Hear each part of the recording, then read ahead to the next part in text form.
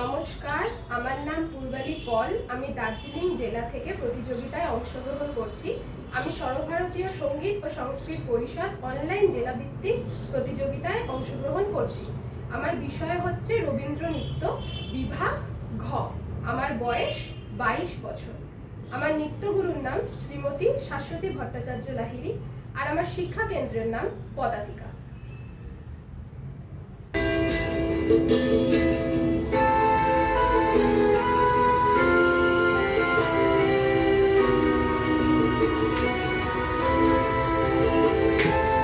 লাবণ্যে পূর্ণ প্রাণ